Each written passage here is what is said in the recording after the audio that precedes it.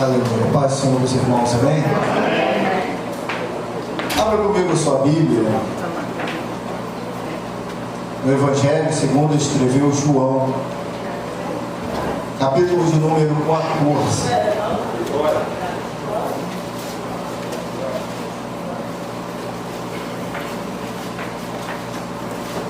Aleluia. Glória.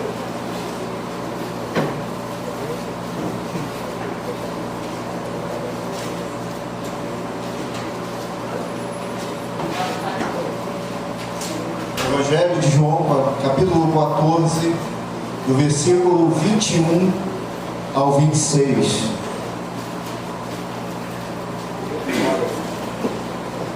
Amém? Amém. Da luz. Diz assim: aquele que tem os meus mandamentos e os guarda, esse é o que me ama. E aquele que me ama será amado pelo meu Pai, e eu também o amarei, e me manifestarei a ele. Disse-lhe Judas, não os Iscariotes: de onde procede, Senhor, que estás para manifestar-te a nós e não ao mundo? Respondeu Jesus: se alguém me ama, Jesus está respondendo novamente. Respondeu Jesus: se alguém me ama, guardará a minha palavra, e o meu Pai o amará, e viremos a ele e faremos nele morada. Quem não me ama, não guarda a minha palavra. E a minha palavra que estáis ouvindo não é minha, mas do meu Pai que me enviou. Isto vos tenho dito, estando ainda convosco. Mas o Consolador, o Espírito Santo, a quem o Pai enviará em meu nome, esse vos ensinará todas as coisas e vos fará lembrar de tudo que vos tenho dito. Amém. Se assente, por favor. Seria muito fácil eu chegar aqui nessa noite de festa, aniversário da igreja, e trazer uma palavra dizendo que Deus vai fazer, vai acontecer, que você vai ser próspero, que você vai ser abençoado, mas a boca fala que o coração está cheio, e meu coração não está cheio para esse tipo de coisa. Deixa eu contar um pouquinho de como eu me converti. Há um certo tempo atrás eu trabalhava numa empresa, então você entendeu o que eu quero dizer essa noite. Eu trabalhava numa empresa e essa empresa patrocinou uma festa de Halloween, Dia das Bruxas, que foi até há 2 semanas atrás, se eu não me engano. E nisso que essa empresa patrocinou, nós ganhamos alguns ingressos e eu fui nessa festa. Passei a noite inteira bebendo. Eu só lembro de ter bebido uísque e Fanta laranja, a noite inteira. Quando deu por volta de 6 horas da manhã, já 5 para 6 horas, já estava amanhecendo, eu já começava a amanhecer e começando a sair muita briga. Eu me afasto daquelas brigas, eu nunca fui de briga. Me afasto, vou lá para um canto, me assento e fico vendo aquilo tudo. E eu, comigo mesmo ali conversando, eu falei assim: isso não é vida para mim, eu não quero isso para mim. No meu auge dos meus 19 anos de idade, não quero isso para mim. Fui para minha casa, cheguei em casa por volta das 7 horas da manhã, tomei um banho, fui dormir, e eu tive um sonho naquela manhã. Eu sonhei que eu estava andando por uma rua extensa, e estava anoitecendo, tinha uma lua cheia muito grande na minha frente. E nessa lua cheia, olhando para ela, aparece uma mão e começa a escrever na lua umas letras que eu não entendo, eu não sei o que estava escrito ali, mas ele escreve várias coisas, e essa mão vira, aponta para mim e diz: tudo isso aqui é a respeito da sua vida. Eu acordo, eu lembro desse sonho nitidamente. Hoje eu tenho 45 anos, isso foi quando eu tinha meus 19 anos. Eu lembro nitidamente desse sonho. Acordo, era por volta de umas 4 horas da tarde, viro para minha mãe e digo: mãe, passa uma roupa aí para mim que hoje eu vou na igreja. Ninguém me evangelizou, ninguém falou de Jesus para mim. Tomo um banho, à noite eu vou na igreja, a igreja Batista da Bela Vista aqui. O pastor pregando, eu não entendi muito bem o que o pastor estava pregando, mas quando o pastor termina de pregar, eu levanto minha mão, vou lá na frente, aceito Jesus. Eu não sei o que ele pregou, mas eu já tinha sido evangelizado de madrugada ali na festa que eu já estava. Fui, assim, levantei minha mão, aceitei Jesus. Passaram-se um tempo sem eu entender muito bem direito o que estava acontecendo. Aí eu estava naquela, será que o que eu fiz foi certo? Vou largar minha vida toda para ficar em uma igreja? 19 anos de idade, eu tenho minha vida inteira pela frente. Será que eu não estou fazendo besteira? Será que Deus realmente existe? E ficou aquela dúvida, e eu estava um pé na igreja, um pé no mundo, minha vida não mudava, mas foi passando-se um tempo. Chega um dia, eu estou cortando o cabelo, um colega meu, e ele era da Assembleia de Deus, ele vira para mim e diz, vamos no monte. Eu falei assim, vamos no monte. Eu aprendi da igreja que a gente tinha que orar constantemente. Fomos para o monte. Chegou lá no monte, eu estou orando como um bom batista tradicional, e eles assembleando, orando do jeito deles. E eles oram de lá e eu quieto na minha, com os olhos fechados de cá. E eles começam a orar de um jeito diferente. Eu penso comigo mesmo, isso é coisa deles. Na minha igreja não tem esse tipo de coisa. Só que durante a oração eles começam a dizer, Senhor, repreende esse demônio que se apresenta como anjo de luz e tal, e eu na minha. Só que em um dado momento eu tenho a curiosidade de abrir os olhos. Quando eu abro os meus olhos, eu tive a minha primeira visão espiritual na minha vida. Eu vi um demônio que se materializou em uma bola de fogo, estava subindo um monte, uma bola imensa, subindo um monte. Na hora deu um estalo na minha mente, eu falei assim, caramba, tudo isso é real. O mundo espiritual é real. Dali eu me toquei disso. E eu comecei a buscar a Deus. Comecei a orar, comecei a jejuar, comecei a ir para a monte. Nisso se passaram algum tempo, eu fui consagrado a diácono na igreja. Depois fui consagrado a presbítero. E uma certa vez eu cheguei para Deus e falei assim, Deus, eu não tenho tempo para te buscar durante o meu dia. Eu trabalho, hoje eu trabalhei o dia inteiro praticamente. Eu trabalho aproximadamente de 8 da manhã até 8, 9, 10 horas da noite. Eu falei assim, Deus, eu não tenho tempo durante os meus dias para te buscar. Mas eu vou fazer o seguinte, eu vou te dedicar as minhas madrugadas. E comecei a partir daquele ponto, todos os dias, 3 horas da manhã, acordar para orar.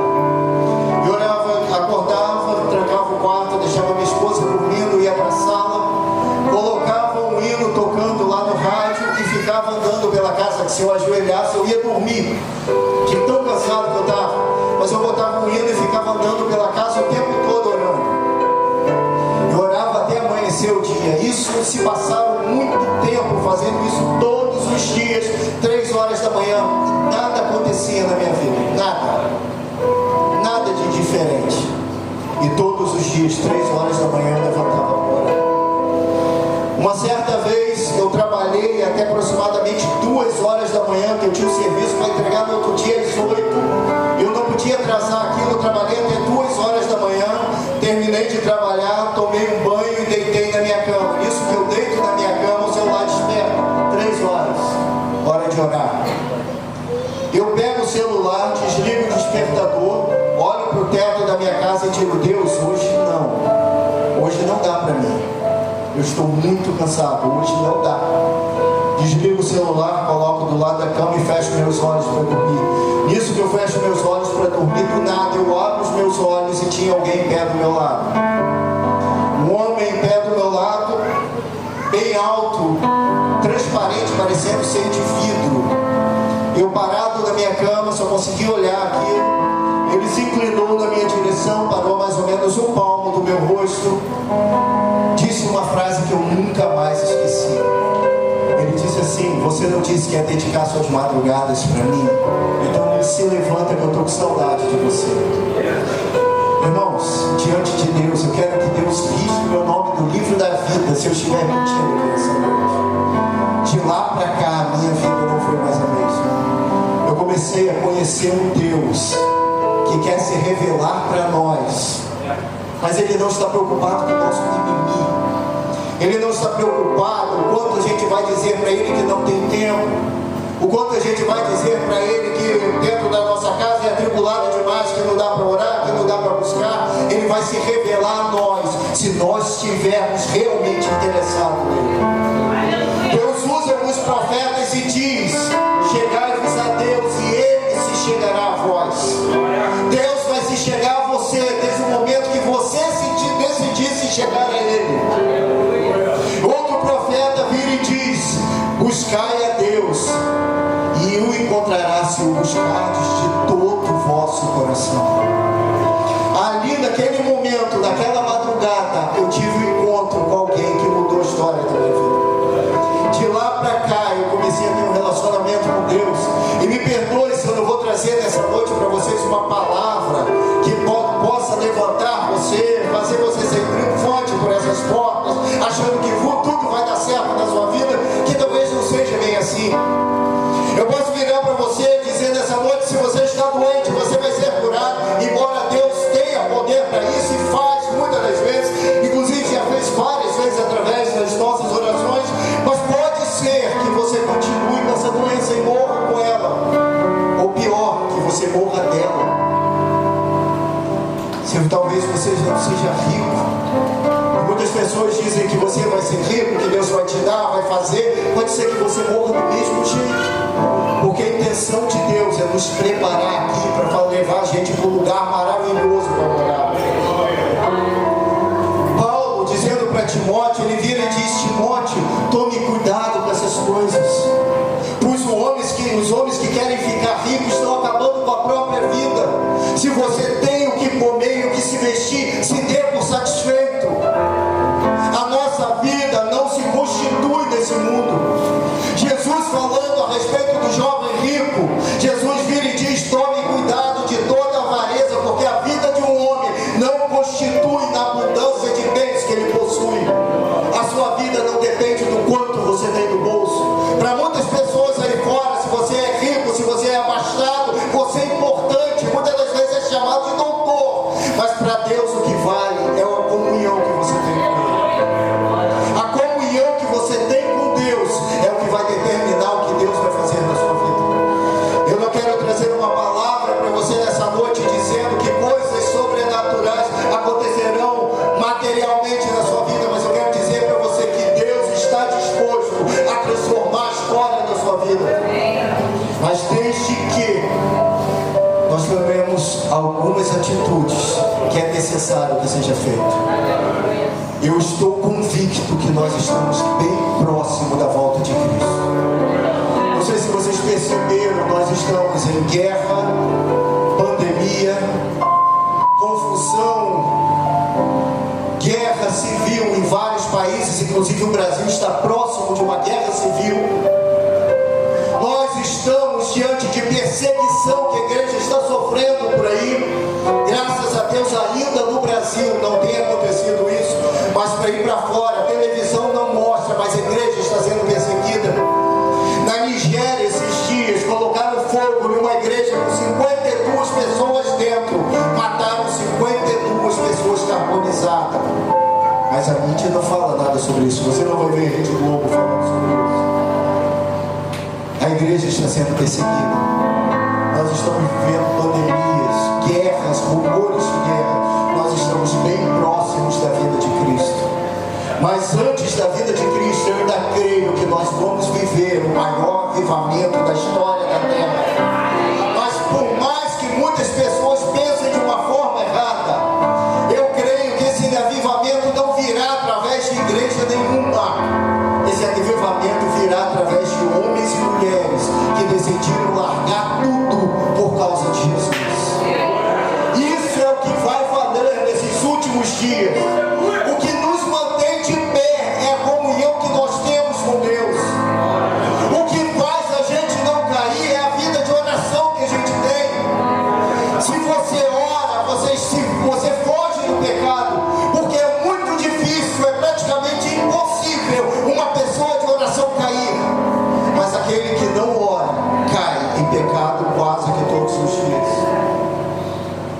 Então Jesus começa falando em João capítulo 14. Eu não vou pregar sobre João capítulo 14. Eu quero apenas usar esse texto para mostrar sobre alguém que Deus ama.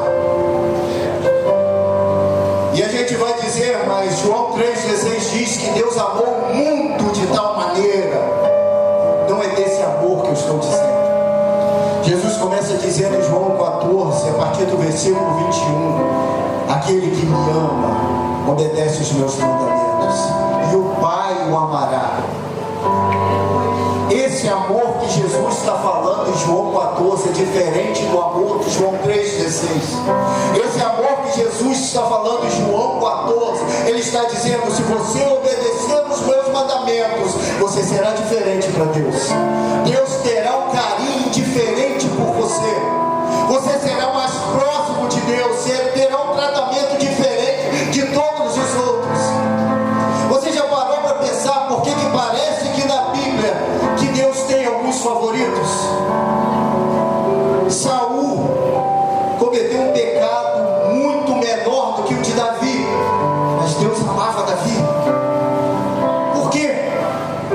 Era tão mais fácil Deus perdoar Saul, por que ele perdoa Davi?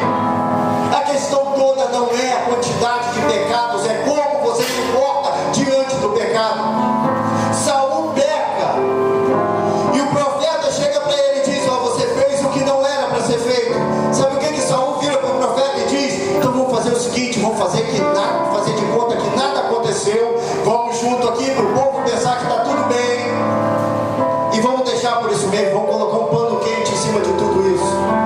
Essa foi a reação de Saul. Davi, quando peca, o profeta vai até ele, e quando conta tudo isso que ele fez, Davi se joga no chão, vira para Deus e diz, Deus, tira tudo, mas não afaste de mim o teu espírito. Ninguém vai para o inferno por causa de pecado, lembre-se disso. Nós só iremos para o inferno se rejeitarmos o amor que Deus tem por nós e o sacrifício que Jesus fez naquela cruz por nós. Como você age diante do pecado é que vai decidir o que Deus vai fazer na sua vida. Então Jesus chega e diz, ó, se você me ama, você vai guardar os meus mandamentos. Eu comecei a procurar na Bíblia alguém que viveu desse jeito. Eu achei um homem chamado Daniel. Daniel está de frente de um rio, e veio um anjo em direção a ele. Capítulo 10 de Daniel. O anjo, quando vem em direção a ele, ele cai desmaiado no chão. O anjo ajuda ele a se levantar, vira para ele e diz o seguinte, Daniel, homem muito amado. Aí eu faço uma pergunta para você, o anjo está vindo do céu, Daniel era muito amado por quem? A quem que o anjo está se referindo que amava Daniel? Sabe por que isso? O próprio anjo continua dizendo para ele, olha Daniel, desde o dia que você decidiu se humilhar e reconhecer o seu Deus a respeito dele, são ouvidas as suas orações, e eu vim por causa das suas orações. E o anjo começa a mostrar a Daniel que as atitudes deles fizeram com que Deus tivesse um carinho diferente por ele. Daniel, Sadraque, Mesaque e Abednego, quando foram levados para a Babilônia, eles decidiram não se contaminar com tudo aquilo e viver uma vida diferente para Deus. Não tinha nada de errado dele comer a comida do rei, só que tinha uma coisa, os babilônios comiam muito porco, comiam muitos animais que para os judeus eram considerados animais imundos. E Daniel vira e diz, eu não quero participar desse tipo de coisa, eu prefiro me afastar de tudo isso para continuar obedecendo a Deus. Preste atenção numa coisa, meu irmão. Deus só vai fazer coisas grandes na nossa vida o dia que nós decidirmos nos afastar do mundo e nos achegarmos mais a Ele. Porque uma vida de pecado não condiz com uma vida diante de Deus. Se um médico aqui da terra precisa de um equipamento esterilizado para fazer o seu serviço, suas cirurgias, por que nós vamos achar que o médico dos médicos vai usar a nossa vida do jeito que nós estamos? Ou nós decidimos nos achegar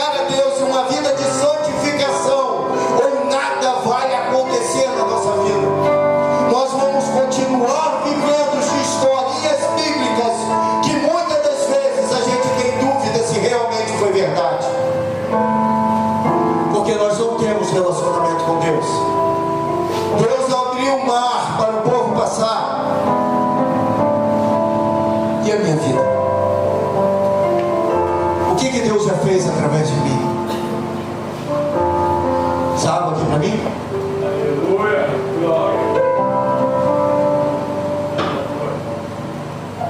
Vemos Deus usando Pedro, Tiago, João. E o que Deus fez através de você? Será que nós vamos morrer e não vamos ver a glória de Deus sendo derramada sobre a nossa vida? Será que nós vamos viver como mais um crente, mais ou menos, que talvez vá para o céu? Porque nós temos alguns tipos de crentes dentro da igreja. Qual deles você é? O primeiro é um medroso, que por medo do inferno vem para a igreja, simplesmente para ir para o céu. O segundo é aquele interesseiro que vem para a igreja querendo que Deus faça alguma coisa por ele, como se Deus fosse o gênio da lâmpada, ou um garçom que traz o cardápio para você escolher o que você quer. E o terceiro, que são os amigos de Deus. Qual deles você é nessa noite? Quero dizer para você uma coisa: dos três, só um entrará no reino de Deus. Romanos diz: o mesmo Espírito que ressuscitou a Jesus Cristo dentre os mortos há de nos ressuscitar naquele último dia.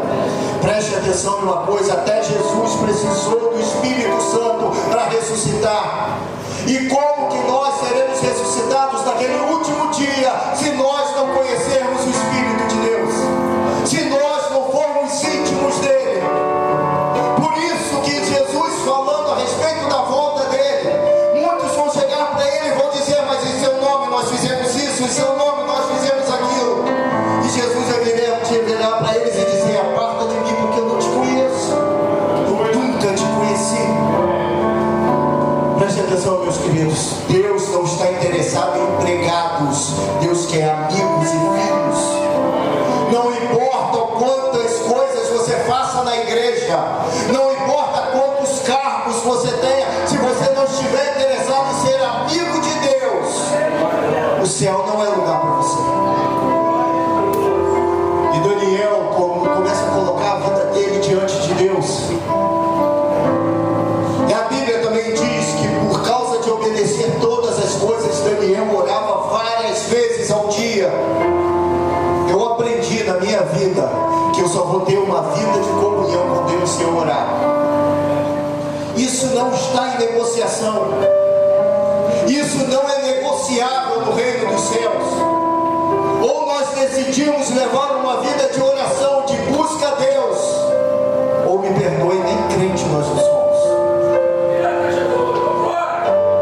Se você tem um relacionamento com alguém, eu quero ver se o seu namoro, o seu noivado ou o seu casamento vai para frente, se vocês não se falarem dentro de casa.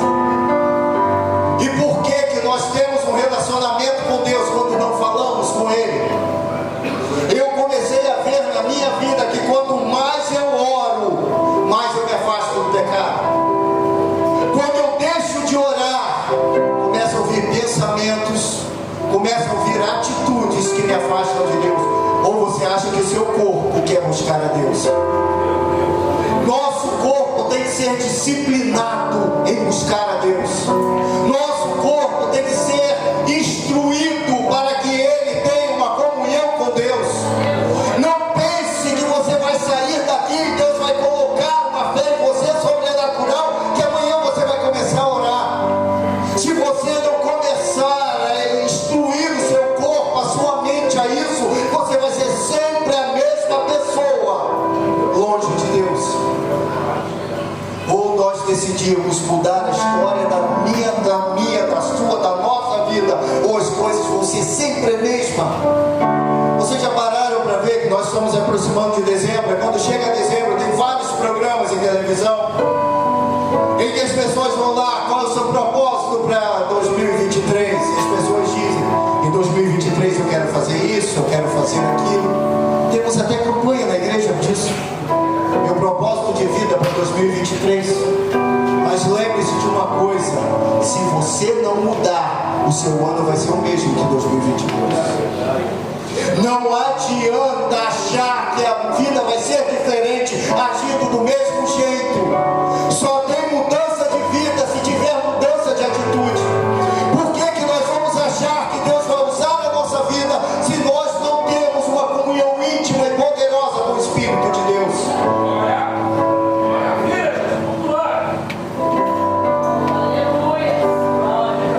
Preste atenção.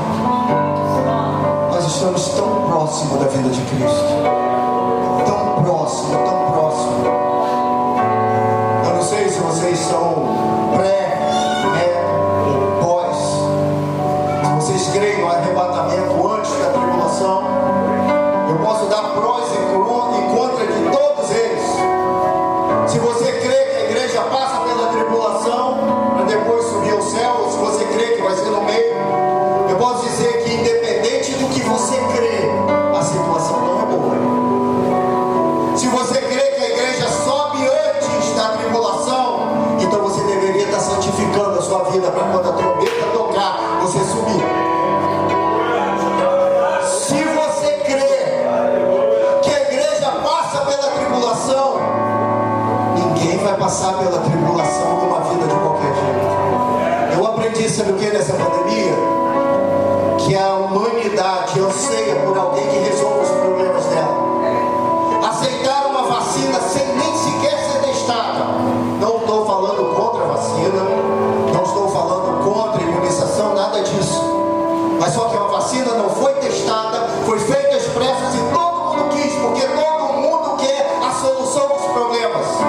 Agora você imagina a igreja passando pela tribulação do anticristo lá dizendo: vem pra cá que vai ser tudo bom. Se nós não estivermos aos pés da cruz, quando menos pensarmos, nós estaremos com a marca do inimigo nas nossas mãos.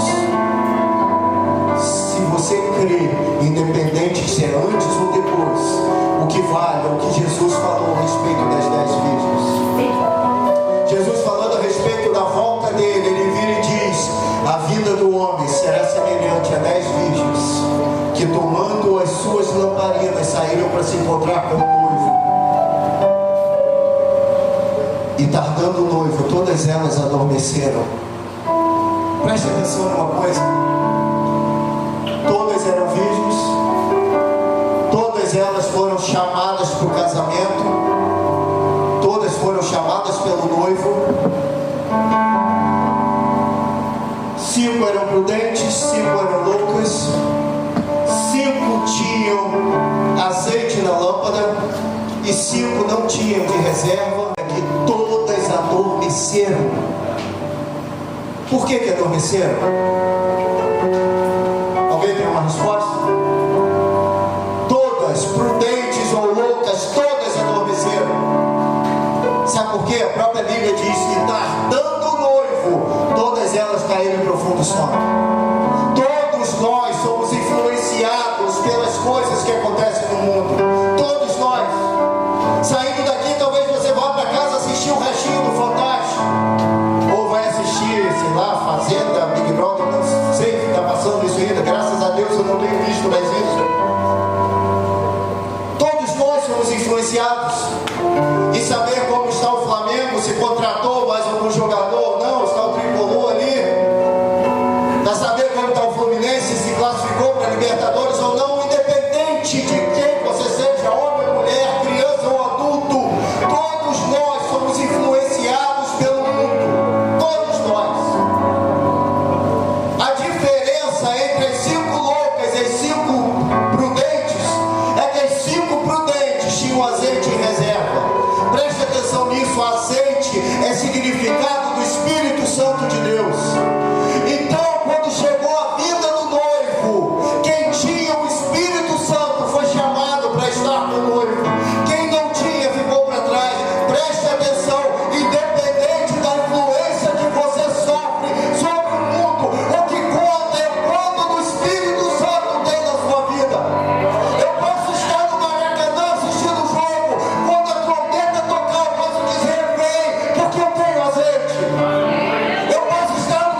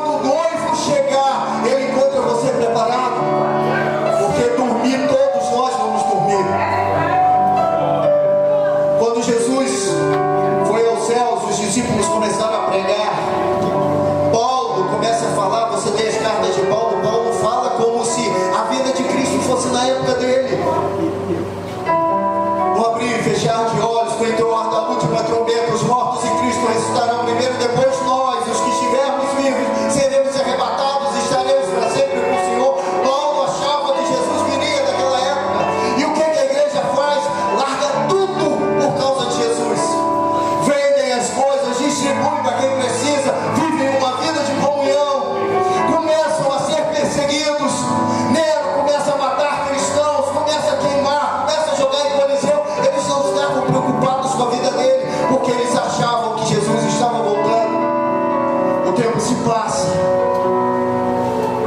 Em um dado momento, a igreja se encontra em 1900, 1800. Pessoas que acreditavam que Jesus estava voltando viviam uma vida de santidade para Deus. Já não era como a igreja primitiva. Já não vendia tudo para dar para quem precisava, mas viviam uma vida de santidade. Chega na nossa época, a gente já não crê mais que Jesus vai voltar. Você pergunta a alguns cristãos, ele vira e diz: talvez seja daqui a 100, 200 anos. Nós estamos dormindo. A questão é: eu estou dormindo, mas eu tenho azeite? Ou estou dormindo, estou apagado? Eu não sei vocês, isso não é uma palavra de condenação, mas eu vivo a minha vida por causa de uma palavra, por causa de uma frase. Talvez a frase que você mais gosta de ouvir é do seu namorado, da sua namorada, marido, mulher, de filhos, dizendo eu te amo. Talvez para você a frase mais importante seja eu fiz um pix para você. Mas eu vivo a minha vida esperando no meu último dia ouvir uma frase que diz a seguinte coisa: vinde benditos do meu Pai, tomar por herança o reino que está preparado antes da fundação do mundo. Qual é a vida que você tem vivido? Eu oro para que você saia daqui dessa noite amargurado com a sua vida, sabendo que você precisa de mudança. Porque é isso que Deus tem falado comigo todos os dias. Ou nós decidimos mudar, ou nossa vida vai ser sempre a mesma coisa entre 2023, 24 e 25, e seremos sempre a mesma coisa. Daniel, chega um dado momento que parece uma mão lá escrevendo na parede, o rei fica desesperado com aquilo. A rainha, a mãe do rei, vira e diz: procura lá Daniel, porque nele habita um espírito excelente. Jesus falando aqui, João 14 diz: se você ouvir os meus mandamentos e obedecê-los, o Pai o amará, eu o amarei e o Pai o amará, e viremos e faremos dele morada. O Espírito da verdade que o mundo não pode ter, ele vos revelará todas as coisas, vos fará reconhecer e conhecer todas as coisas. Por que você acha que Daniel era sábio daquele jeito? Por que você acha que Daniel era diferenciado de todos os outros na época, a ponto da rainha virar e dizer que nele habitava um espírito excelente? Que espírito habita em você? Que espírito habita em mim? Irmãos, quem me conhece sabe que eu não sou de preparar sermão, eu não sou de preparar nada. Eu falo o que Deus tem falado comigo. E preste atenção numa coisa: o que eu estou falando com vocês aqui nessa noite, Deus falou comigo. Então eu não quero trazer uma palavra de acusação dizendo que nós precisamos mudar. Eu estou dizendo que Deus falou comigo. Se isso servir para a sua vida, então mude de vida. Se não servir, então pode continuar a sua vida do mesmo jeito. Mas lembre-se de uma coisa: a transformação que você quer na sua casa depende de você. A transformação que você quer na vida dos seus filhos depende de você. Na vida da sua esposa, do seu marido, depende de você. Ou nós achamos que a vida dos nossos familiares serão mudadas a gente no celular o dia inteiro, ou nós decidimos deixar o mundo e viver para Deus, ou nossa vida vai ser sempre a mesma mediocridade de sempre. Capítulo 14 de João, Jesus termina lá no final dizendo: eu falo essas coisas com vocês, mas já veio o príncipe deste mundo, e ele nada tem em mim. Jesus falando. Volto para Daniel. Se levantam contra Daniel e jogam ele dentro de uma cova. Passa passa a noite inteira e nenhum dos leões sequer chega perto de Daniel. Preste atenção em uma coisa: o diabo só pode alguma coisa contra a nossa vida quando nós não nos prestamos para que isso aconteça. Por que os leões não tocaram em Daniel? Porque assim como Jesus falou, o príncipe do mundo não tinha nada com Daniel, por isso não podia tocar nele. Todas as coisas que se levantaram contra Daniel caíram por terra, porque nele habitava um espírito excelente. Se nós decidirmos viver uma vida de santidade, o diabo, o inferno inteiro não pode tocar a nossa vida.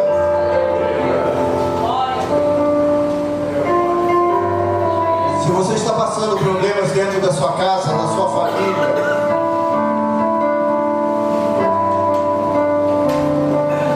não precisa você buscar pessoas para entrarem dentro da sua casa para estar orando. Isso é bom, é. Mas por que você não vive uma vida de oração? Nós estamos perto de um grande avivamento. Então que comece por mim, que comece por você. Você é capaz de colocar a sua vida diante de Deus para que Deus possa te usar? Ou você prefere perder o seu tempo com o Instagram, com o Facebook, com a televisão, quando o Espírito está matando todos os dias na porta, querendo ter um relacionamento com você? Se colocar